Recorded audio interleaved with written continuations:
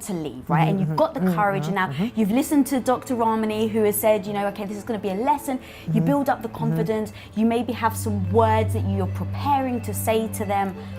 I actually want to talk about the traps that people may find themselves in, because I'm the type of person that if I know the traps are coming, at least I'm aware of them, so that when I'm in there, I don't actually get trapped and revert back to the norm of I'm lost, I'm a loser, I'm in this relationship and there's no way out. Okay, so let's start with talking about the 5 ways people get stuck in narcissistic relationships. Even when they're like, I know this isn't healthy for me, I know this isn't good for me. Let's talk about the 5 traps. Hope, fear, guilt, pity, and believe it or not, comfort. Start with hope. The hope is this is going to get better. Maybe if I wait another year. Maybe if we wait for them to get a promotion. Maybe if we make a little bit more money. Hope, hope, always almost future faking yourself, right? You keep moving your own goalposts. And it doesn't help that they're doing it too. They're like, give me another year, give me another 6 months. I'm going to go to therapy. No, they're not. I just want to highlight that frame you said is so good. Future faking yourself. Woo.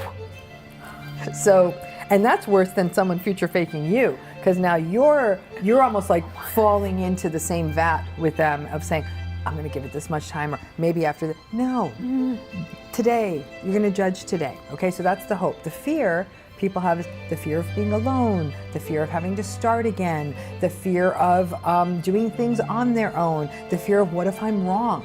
You know, what if they actually do change? What if maybe it was going to happen in 6 months? So there's a lot of fear, okay? The guilt. One thing we talked about in that first episode we did together is not all narcissism is the big peacock strutting around so grandiose. In some cases, the narcissistic presentation is really vulnerable. They're very socially anxious. They're always a victim. You always need to rescue them. So people sort of feel a sense of guilt of like, I'm not a mean person. I'm a compassionate person. I don't want to leave someone when they're down. Well, they're always down. So it's never going to be the right time. But that last piece, that comfort piece is challenging too, because we really do gravitate to that which is familiar, even when it's traumatic. And so that idea of trauma bonding, you keep having the same arguments, but they're familiar arguments. That's very much the trauma bond. The justifying all the time, using sort of magical terms like, I don't know, it's just something, I can't describe why I like them. I'm like, you can't describe why you like them and you're using all this magical talk, then there's something wrong here. Tell me why you like spending time with this person. I know it's a narcissistic relationship, but people are like, I don't know how to describe it. It's just like this magic, and I don't know how to describe it. I said, you don't know how to describe it because it's not healthy. Interesting. Why is that? Can you go deeper and explain? So it's a big part of the trauma bonding experience because it's so primal, right? Is really someone going to say, you know why I like being in this relationship? Because they remind me of my invalidating mother. And the reminder of my invalidating mother is really just such an interesting place for me to work things through. They ain't going to say that. Right? So they're going to say, I don't know how to describe it. It feels sort of magical. And I'm like, oh God, no magic. I want to hear respect, kindness, compassion, similar values, similar interests. I feel safe. I want to hear that stuff. Okay? So all of that stuff, though, in a trauma-bonded relationship, sadly can feel like comfort, because familiarity is one of the greatest comforts of all. Think about it. You go back to a hometown, even if you never want to live there again, there's a comfort in knowing almost intuitively the turns in the road and all of that stuff, right? We are soothed by comfort. It's the phrase, the better the devil you know. Yep. And the biggest trouble you have, basically. So all of that stuff keeps people stuck, okay? But even once people recognize that and they're like, no, despite all of that, I'm going to do the courageous thing. I'm going to step out of this. Then they step out, okay? A couple of things happen. Most classically is the phenomenon of hoovering. Now, hoovering, and you know this as a Brit, is a vacuum, right? So you know it better than Americans. Like, Americans are like, hoovering. It's a vacuum. Yeah. So it's sucking someone back in.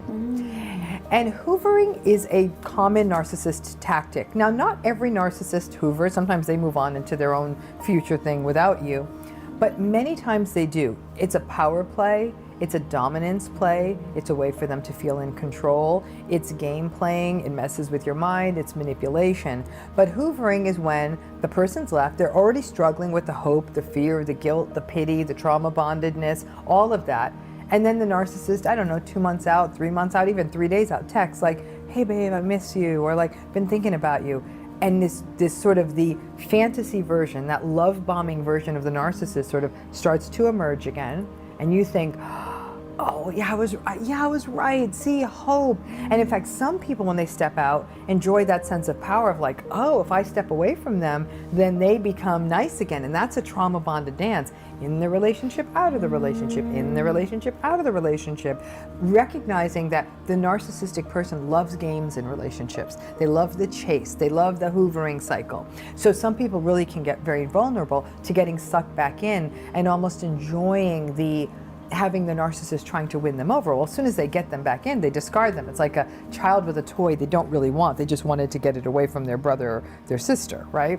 So that hoovering trap is a big one for someone to be resistant to, because every trauma-bonded cell in their body is saying, I want to go back, you know, and you have to say, no, no, no, no, no. It's almost like, don't walk towards the light. In this case, like, walk the other way, whatever the other way is. And so that's a huge risk, okay? But then